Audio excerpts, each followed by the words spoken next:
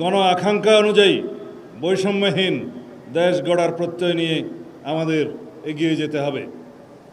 আমি শ্রদ্ধার সাথে স্মরণ করছি সেই সব বীর শহীদ পুলিশ সদস্যগণকে যারা 1971 সালে দেশ মাতৃকার মুক্তির লড়াইয়ে অকাতরে জীবন বিসর্জন করেছেন। আজকের এই রৌদ্রোজ্জ্বল সকালে 43তম বিসিএস পুলিশ ব্যাচের পাসিং আউট প্যারেডে উপস্থিত হতে পেরে আমি অত্যন্ত গর্বিত। দীর্ঘ 1 বছরের কঠোর পরিশ্রম, শৃঙ্খলা আর ত্যাগের বিনিময়ে আপনারা আজ যে কুচকাওয়াজ প্রদর্শন করেছেন তা আপনাদের অদম্য মনোবল ও পেশাদারিত্বের প্রমাণ দেয়। আমি এই ব্যাচের সকল নবীন কর্মকর্তাদের জানাই আমার আন্তরিক অভিনন্দন ও শুভকামনা। প্রিয় প্রশিক্ষণার্থীবৃন্দ, আমরা এমন এক সময়ে দাঁড়িয়ে আছি যখন দেশ এক ঐতিহাসিক পরিবর্তনের মধ্য দিয়ে যাচ্ছে। আপনারা এমন এক ব্যাচ যারা এক নতুন রাজনৈতিক ও সামাজিক বাস্তবতায় কর্মজীবনে পদার্পণ করছেন। সুতরাং আপনাদের দায়িত্ব অনেক বেশি। রাষ্ট্রের এই রূপান্তরকালে আপনাদের নিজেদেরকে উপযোগী করে তুলতে হবে।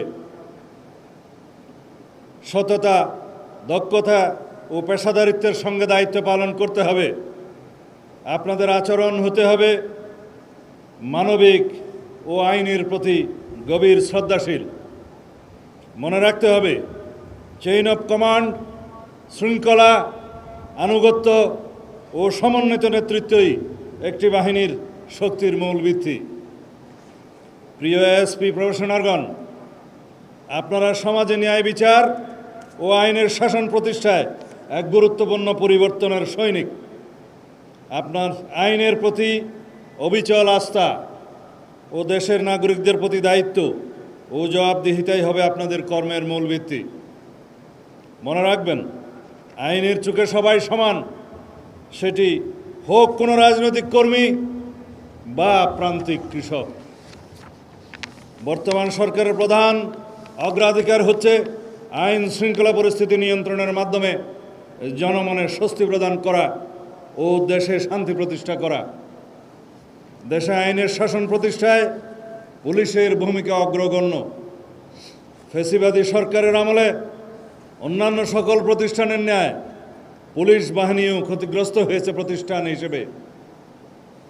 সেই সময়ের ভঙ্গুর অবস্থা থেকে ক্রমান্বয়ে পুলিশ আজকের এই পর্যায়ে উন্নীত হয়েছে।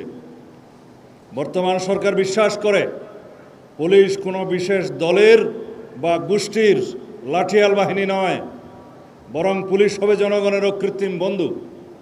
আমাদের নির্বাচনী ইশতেহারে আমরা দ্ব্যর্থহীনভাবে ঘোষণা করেছি জননিরাপত্তা নিশ্চিত করা এবং পুলিশ বাহিনীকে দলীয় প্রভাবমুক্ত করে একটি আধুনিক, সেবাধর্মী ও মানবিক সংস্থায় রূপান্তর করাই আমাদের মূল লক্ষ্য।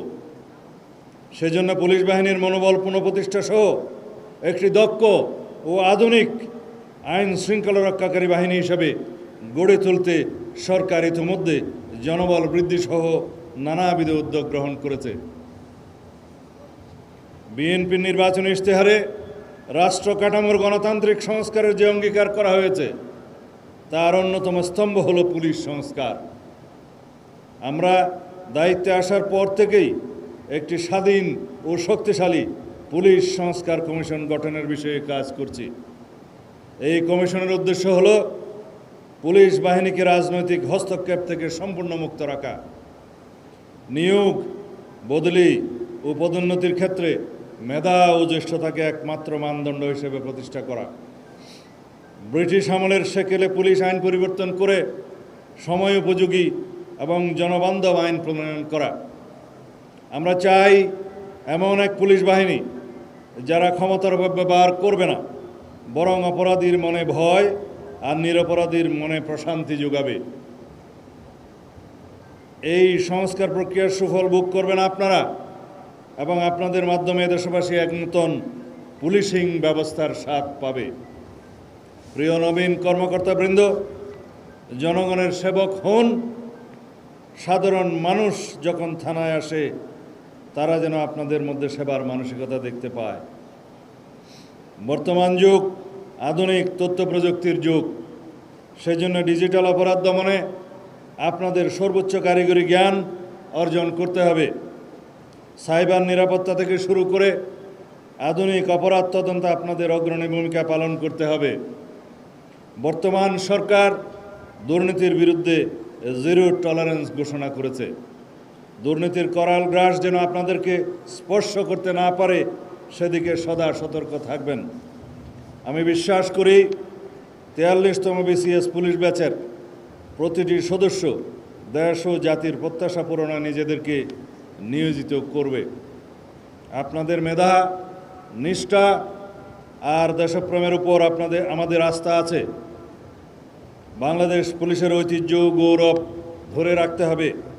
মুক্তিযুদ্ধের চেতনা ও 2024-এর ছাত্র গণ অভ্যুত্থানের শহীদদের আত্মত্যাগের প্রতি সম্মান জানাতে এবং একটি শান্তিপূর্ণ ও উন্নত গণতান্ত্রিক বাংলাদেশ বিনির্মাণে আপনাদের ভূমিকা পালন করতে হবে। এই আমাদের প্রত্যাশা। আমি আপনাদের উজ্জ্বল ভবিষ্যৎ কামনা করছি।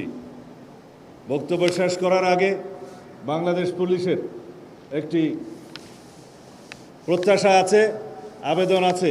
বিভিন্ন পর্যায়ে আমি আলাপ করে এবং সর্বস্তরের পুলিশের কর্মকর্তাদের সাথে আলাপ করে যেটা অনুধাবন করেছি, বর্তমানের যে পোশাক, এই পোশাকে পুলিশ বাহিনী সন্তুষ্ট নয়।